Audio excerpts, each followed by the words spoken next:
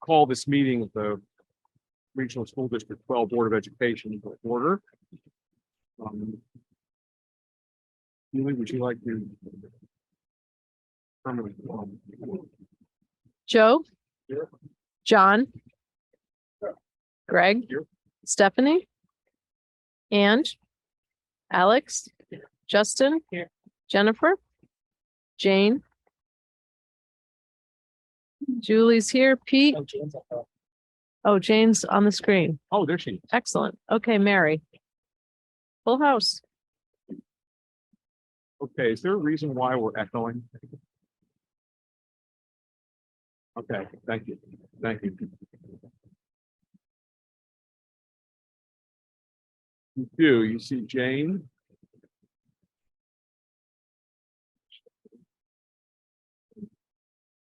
All right, at this point, we'd entertain any public comment on agenda items for this evening. See no one either. And I presume we haven't received any written comments. All right, we'll move on then. Consent agenda, there are the minutes of the Board of Education meeting of January 9th, 2023. Does anyone want to take that off the consent agenda for modifications or any of the? I don't hear anything, so those will be deemed adopted. Let's go on to the board to the reports. I just wanted to mention briefly a couple of things that we've been talking about.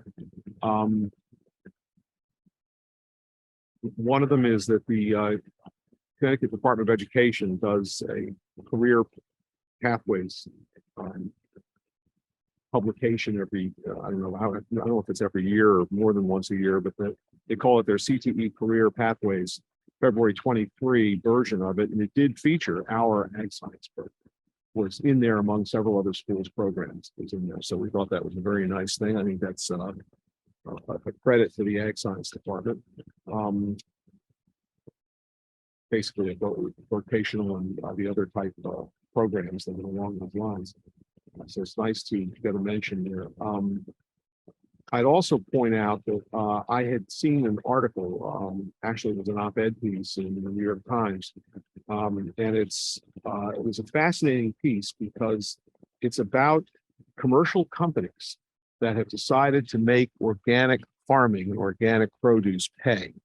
They figured out a way that they are able to support, they're able to lease farms to organic tenant farmers, and they're able to get so much more for the produce and what they're growing that it's become a commercial thing that they actually make money. They're not doing this out of the goodness of their heart so much as they're doing this to make money, and they are making money. And I thought this was a fascinating thing. I sent it over into the superintendent so it could be shared with our agri-science department because I think it's yet another opportunity in ag science that's out there. One of the other things that Mark and I have talked about is the fact that we are making some upgrades and things to our television studio. We're getting that back in running form after COVID. And it seemed to me that we have something trying to figure out how more people could be exposed to Chippewa and exposed to our, among other things, our excellent sports program. And so I raised the question, why not televise our sporting programs with students, not just on the fields, but students doing the play-by-play and color commentary. That way, everyone is getting a grand benefit from this. And this is something people in the community who otherwise, I don't think it's going to take away from attendance at events because, parents are still going to come and the people that come are going to, other students are going to come. But I think it gives people in the community who don't normally see our things an opportunity to have something to watch that's local and to see some really excellent athletic events. We could spread this beyond athletics eventually, but I thought that would be a good start to see what we could do. Again. Wasn't me. That's a great idea. They do that at other schools, and another great opportunity for grandparents to get engaged, which I know is a huge hit. So, and also a great opportunity for, oh, I'm probably hearing myself. Anyway, I just think it's a great idea, but grandparents they love that kind of stuff. So I think that's a good idea. Well, it just so happens that if the budget survives, there'll be funds in there to do this. And I think this is another great opportunity that we have because we have these facilities. And we've also got a community filled with people who are professionals in these fields. And boy, if we could just get them to do an occasional trip in to give people an idea of what's involved. Julie? Just in our sharing of our long range plan update, it came to our attention at the PTO level that those parents have no idea what the sports schedules are. They were mesmerized about what happened with the football team, and they seemed very interested in understanding when the games are because they seemed like they wanted to participate. But if we can somehow, I mean, I don't get the schedule either. I'm sure there's a place I should go get it. But anyway, I think it's great. Well, I think that's something we can get out there more. I think we need to do that. And I think it would be a great thing. And not only for our athletes, but also for our kids interested in broadcasting. I don't see any reason why we couldn't be a school that starts people down a road that they end up as professional broadcasters, whether for sports or other things. We do have an excellent studio and we should make use of it. Really make that opportunity available. Again, this is the concept of you plant a planetarium, you create a program. You get the television studio back up and running, you create a program. Do this everywhere. And before you know it, you've driven the superintendent nuts, but at the same time, you've really done something, I think.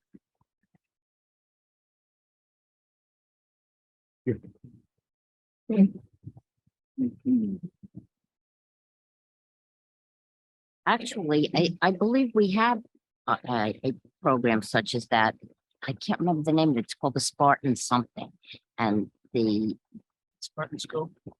yes, and they do, the students are the ones that run that. And I watch it every week that it's done.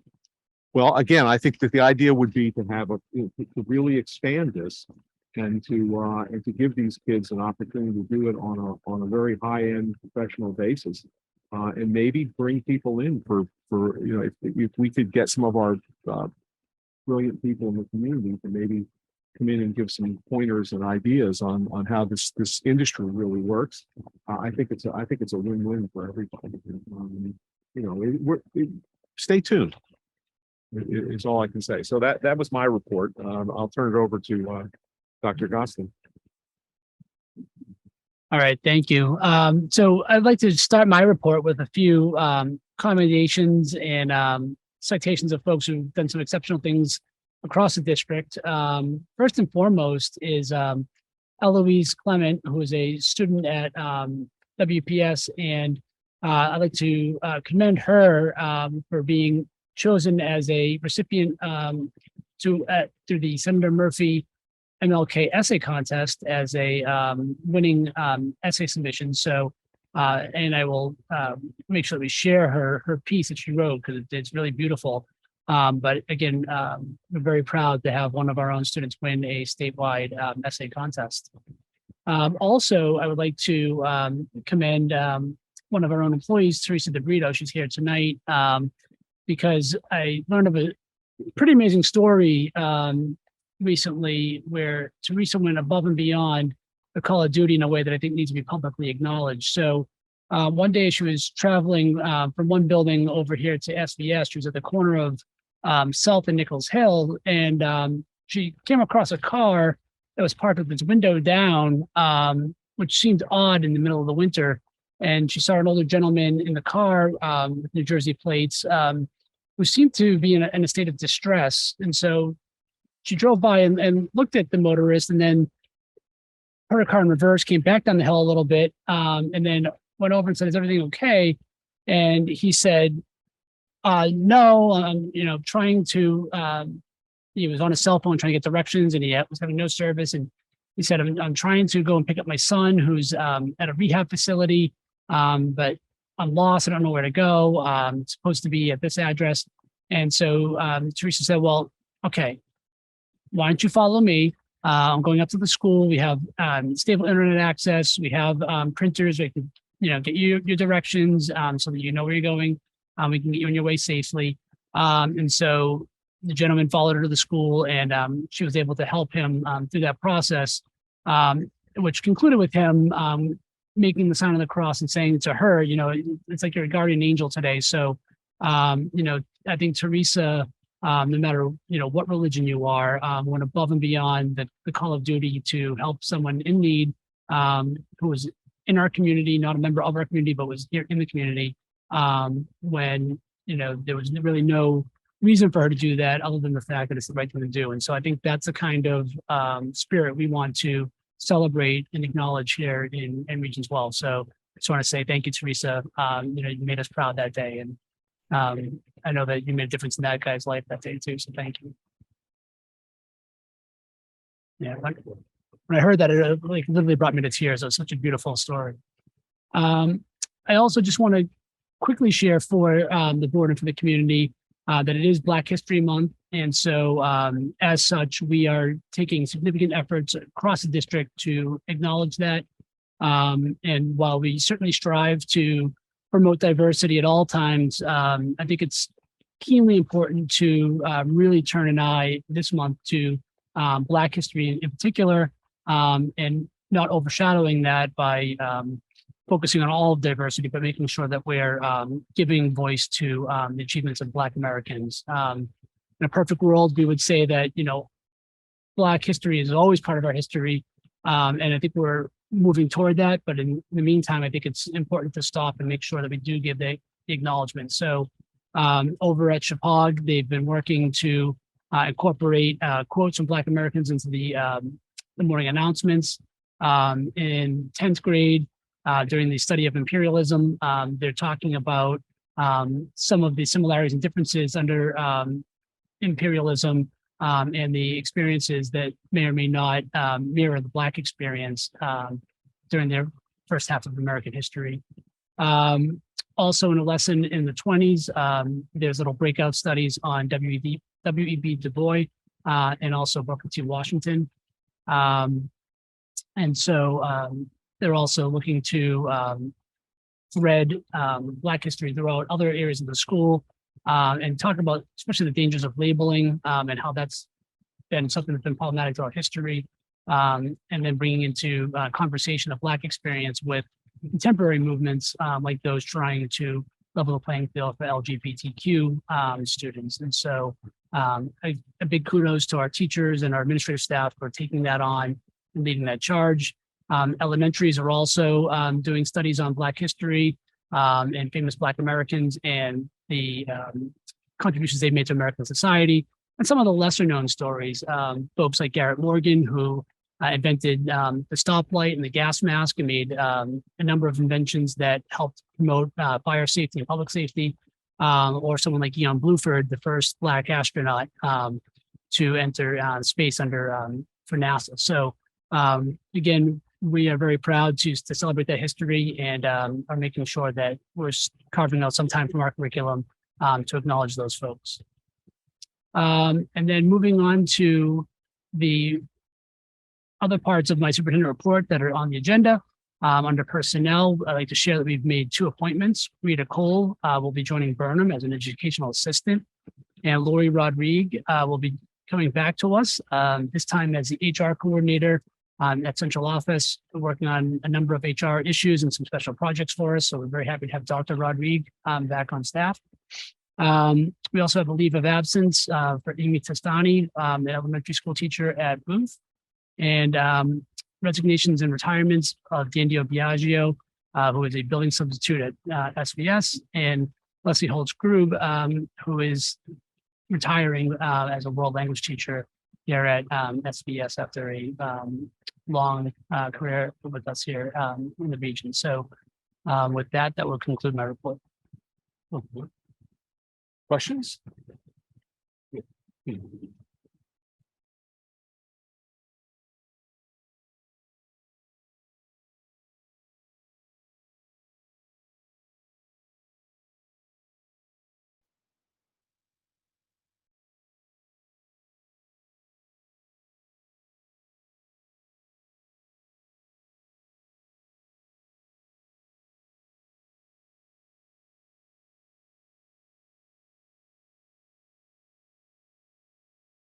And again, I can't, yeah.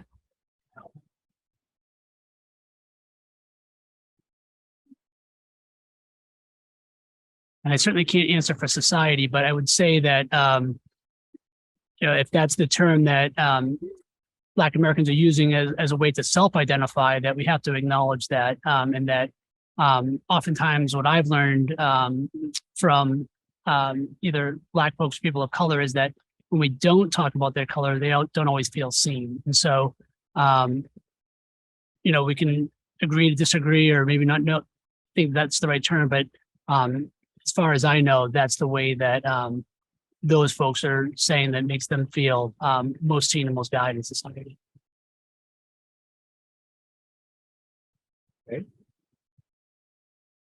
Other questions? All right, move on to treasurer's report. John, do you have?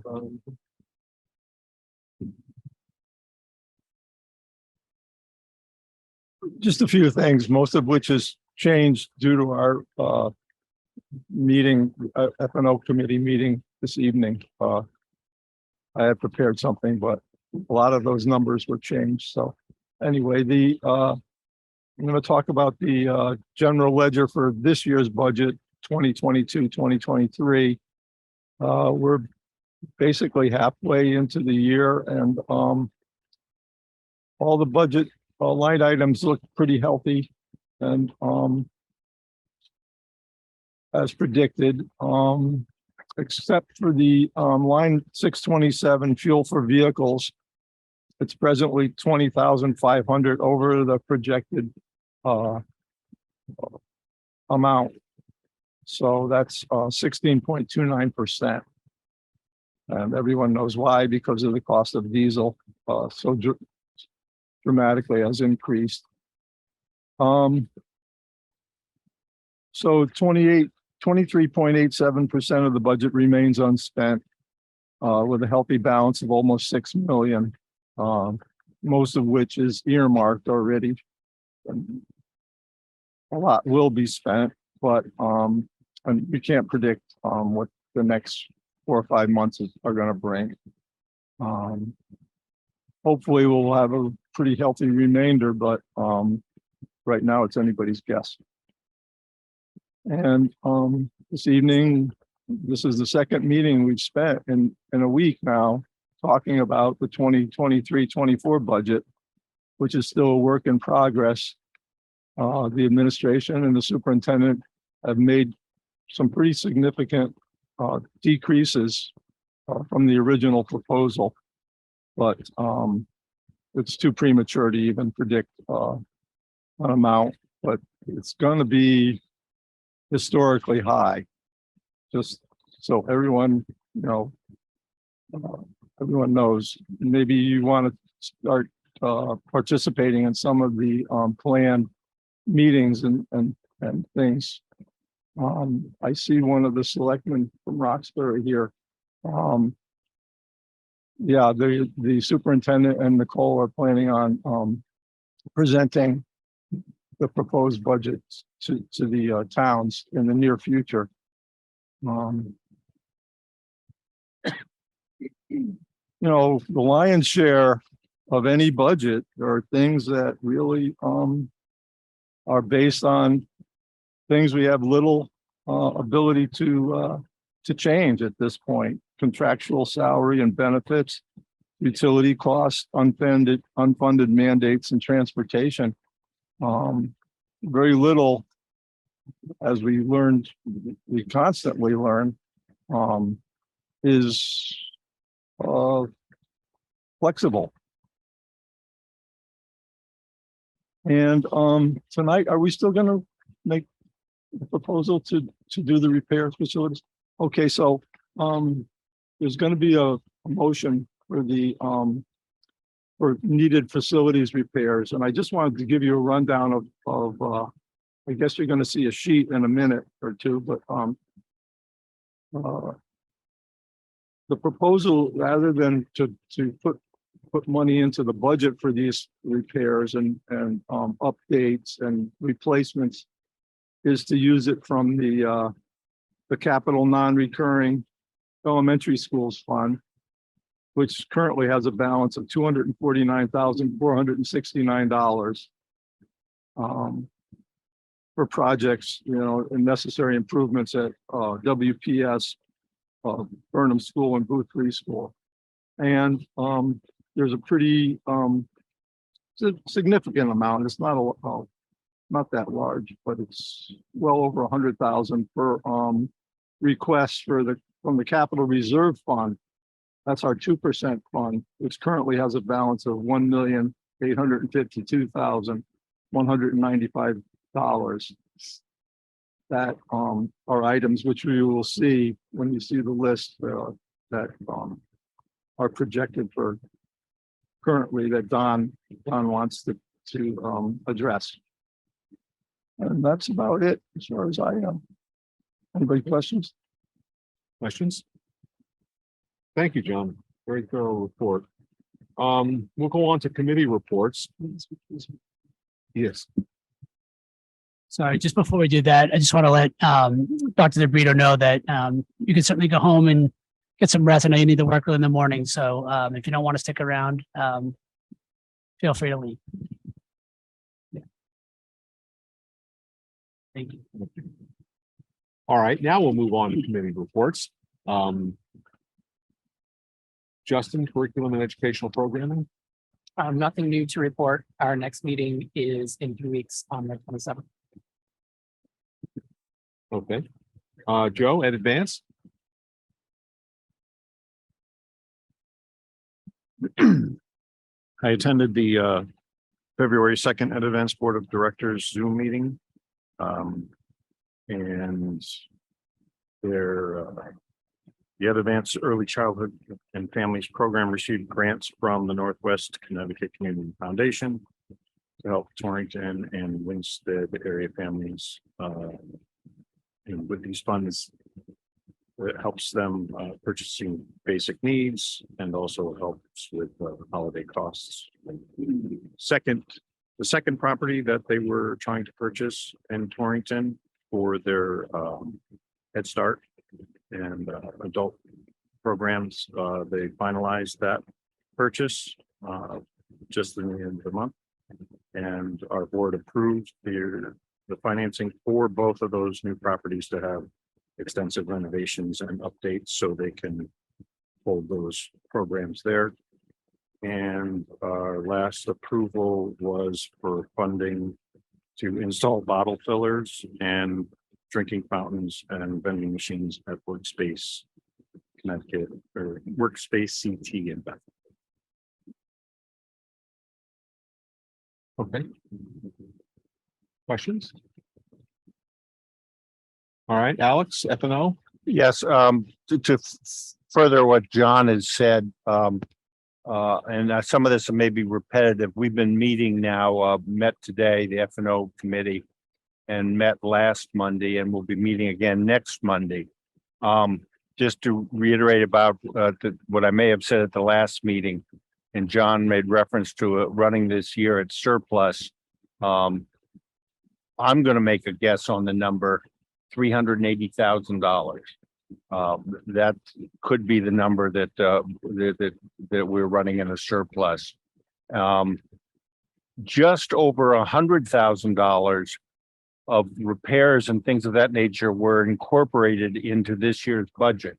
So they won't be, Nicole was able to find room to pay for $103,000 worth of services, et cetera. The last thing, and which we had the special meeting afterwards, was about the solar, and I won't go into that because we all know about the solar plant. We met again tonight. I passed out a sheet to you all. These are requests for the facilities committee to spend $57,000 from the elementary fund and $93,300 from the capital fund, the 2% fund. If you would all take a look at this, I handed this out. I think we need a motion to approve this expenditure of money. I'd like to let Don get started on this right away. I know this is relatively short notice in the sense that you've just gotten it now. But it's pretty straightforward. These are things that need to be done. I don't think an AC unit in the library is necessary right away, but the card readers and things of that nature, and smoke heads and things like that, I think we need to do. So, Greg, do you think we need a motion for this? We do. I'll put it under the action items. Okay, So we'll take Good. care of it then. so I'll give you guys 5 or 10 minutes to review these numbers. And I think that is it for me. We've been working on the budget, next year's budget. It's very preliminary and the numbers are changing, but by the day. But I do want to reiterate what John made reference to is it's going to be a shocking budget. It's going to come in higher than we're used to. We're going to try and minimize it. We have the good fortune of having income both from the agri-science, the state, and tuition in that's going to offset some of this increase. But I think at the next meeting, we'll be ready to give you some solid numbers and explain exactly where we're coming from. As John also said, a lot of it we have no control over. I mean, it's fixed. And I think the good news is, Nicole, do you want to share the cost of heating oil and diesel fuel? Sure. Today, she locked in numbers for the future for our costs. So I can't take credit for actually locking in the prices, but we participate in a consortium with lots of other towns and districts. And we met this morning and the price that they offered was the best that we've seen in a while. So we went ahead and locked in diesel fuel at $3.20 a gallon and heating oil at $3.10 a gallon for next year. So those numbers now, which is over $1 less per gallon currently. And that's it for me. Thank you. Okay, thanks, Al. Strategic and long-range plan. Are we gonna take questions for Alex? Oh, yeah, we could take questions for Alex. Sure. I just wondered, and I think Justin did too, what's DW on the list?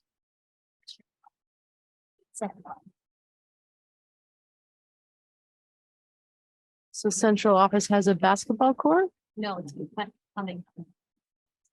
That's probably so Washington. Okay, so it's a Washington primary school basketball court. Okay. Got it. Thank you. And I don't have any updates for long range planning. Okay, any other questions? Okay. Well, don't have any old business, so we'll move on to new business. The first item is a first reading policy number 4219, reports of suspected abuse or neglect of children or reports of sexual assault of students by school employees. This is a fairly weighty policy. And I don't know if anyone's had a chance to look at everything in it. I know I haven't skimmed it, but I haven't been through it in great detail. So I don't know if there are any other, is this a brand new policy? No, it's actually a modification of the existing policy. The major substantive changes, other than cleaning up some of the language, are on pages 9 and 10, and a little bit of 11. And it has to do with a new governor's task force that's will develop guidelines on child reporting that will be distributed to all school employees, board members, parents in the jurisdiction. Likewise, on page 10, there's a new requirement by law that all school employees have to complete a training exercise on the prevention and identification and response to sexual abuse as well as bystander training and training on appropriate interactions with children. And that program is supposed to be developed by DCF. DCF has still not yet developed that program. So the kind of the ball is in their court, so to speak, but the law has changed the fund to do that. Page 11 makes the same reference to that training by DCF. And then the rest of the policy is just some changing of pronouns, some light edits that were offered by Shipman and Company. So, Yeah, Mark, what would really be helpful is if this could be circulated with a marked draft showing the changes that were made so that we're not having to read the whole thing and then try to compare two things. T-shirt not have that. Mine has no markings on it unless there's some, no, I don't have that. I think the electronic copy does, and I don't know if Debbie was having trouble with the printed versions. No, this is what I took off the.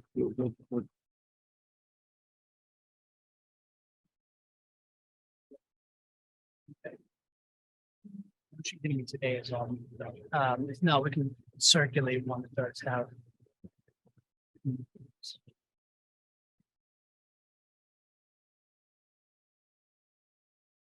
No, I'm looking at it and I'm not seeing it.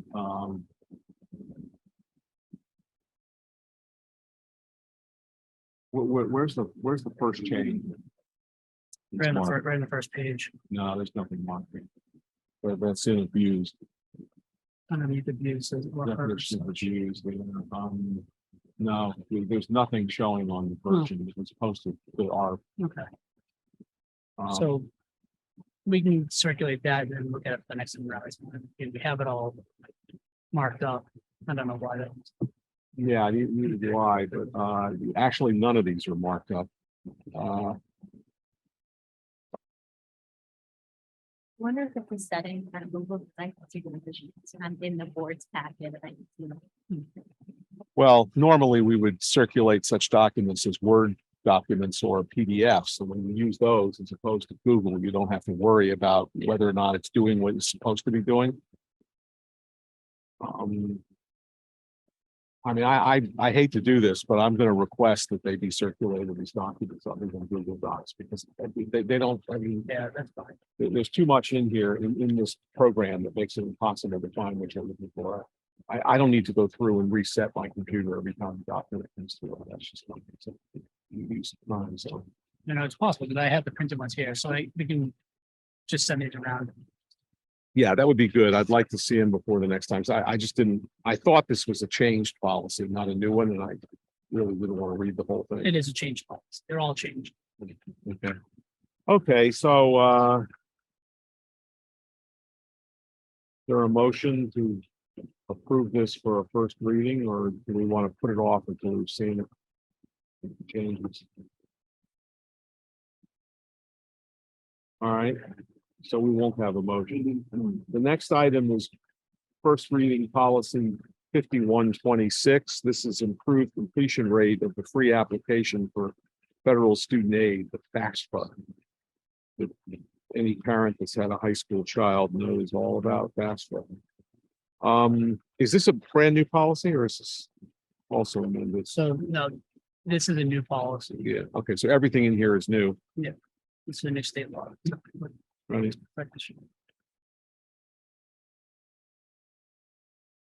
All right, the general idea of this is to try to make sure that people have what help they need in order to complete these.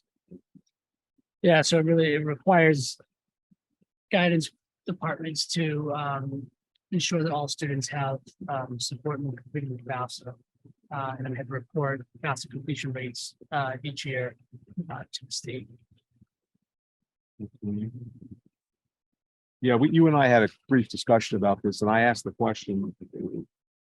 What student completes a FAFSA unless they're an emancipated minor?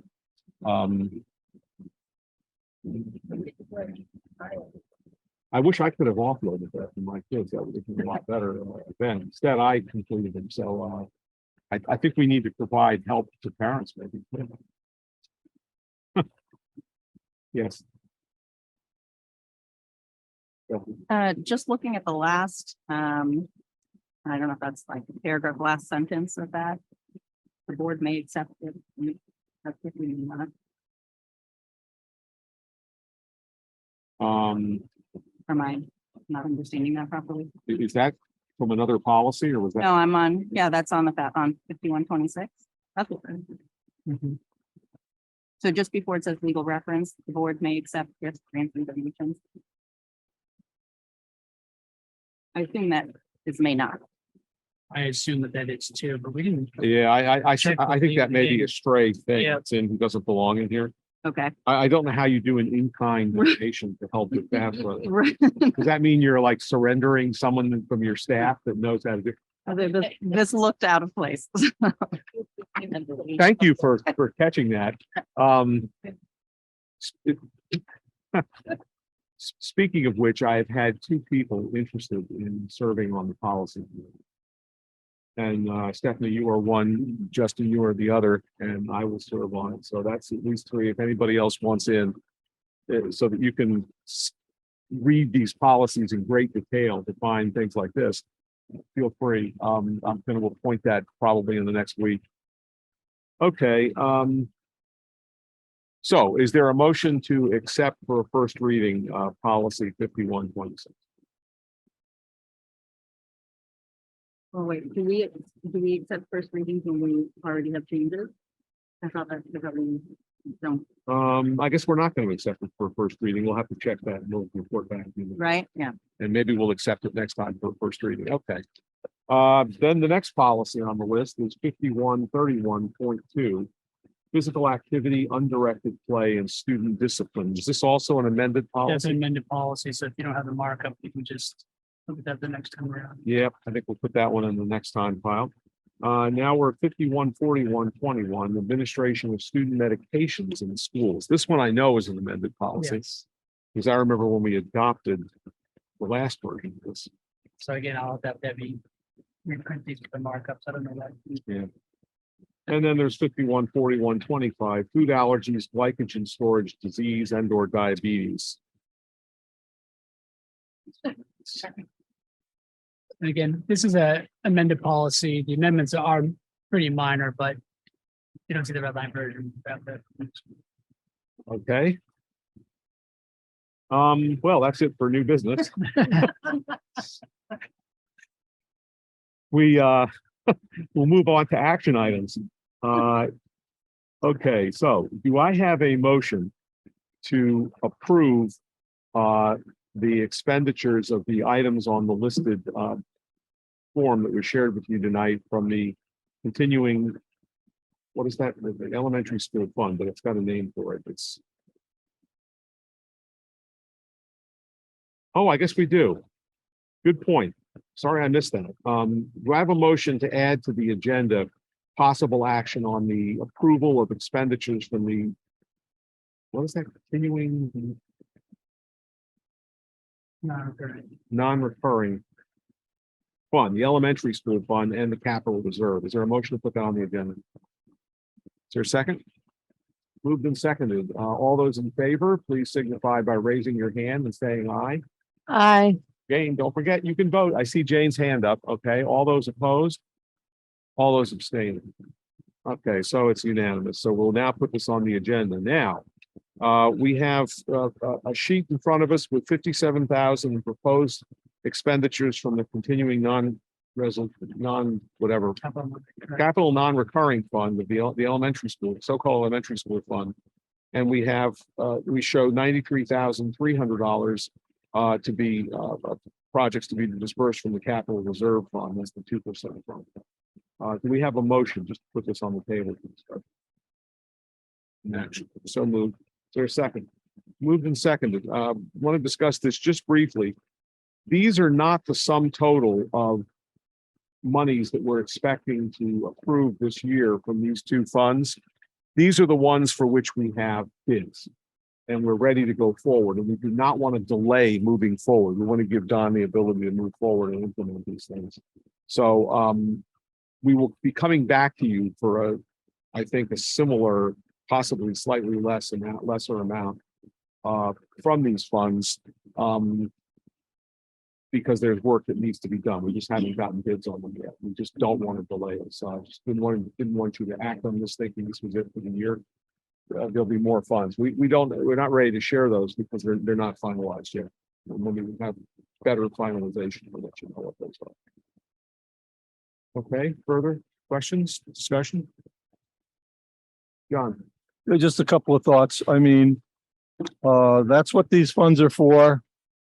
It's either that or loaded into this year's budget, which is already stressed. So, and upfront, it's not a whole heck of a lot. Initially, it's only 150,000, and then maybe in a few months, it might be another 150,000 or so. So, it's the wise thing to do this year. We basically have, some people call it 4 facilities. I'm calling it 5 facilities. These buildings and are in constant need of something. So it's the responsible thing to do to take care of our buildings. All right. Anyone else? Okay. We'll move on to a vote on this. All those in favor of the motion to approve the proposed expenditures from the capital non-recurring elementary school fund and the capital reserve 2% fund, please signify by saying aye and raising the hand. Aye. All those opposed? Jane, are you opposed or in favor? In favor? Opposed? In favor. Okay. All right, all those opposed, all those abstaining. Okay, seeing no opposition and no abstaining, that's unanimously approved. Thank you very much. Now I'll entertain a motion to go into executive session to discuss non-certified, non-union staff increases. Is there a second? Moved and seconded. All those in favor, please raise your hand, say aye. All those opposed, say nay. All those abstaining. I see no opposition and no abstaining. We will go into executive session. Is there a motion to approve the non-certified, I forgot what we called that list. I'm sorry? Yeah, well, the non-represented employees, the list that was presented to us, is there a motion to approve that as amended? Is there a second? Okay. Discussion? All those in favor, please say aye. Aye. All those opposed, say nay. All those abstaining. The vote is 11. No, it's 10. Is Jane there? Oh, poor Jane. She wasn't in the executive session. Oh, that's awful. Well, we can't do that now with this system. Sorry about that, Jane. Okay, so it's 11. Jane's going to have to abstain. So it's 11, 1 and 1, 10, 1 and 1, 10, 1 and 1. If there's no objection, I would declare this meeting adjourned by consent at 8:42.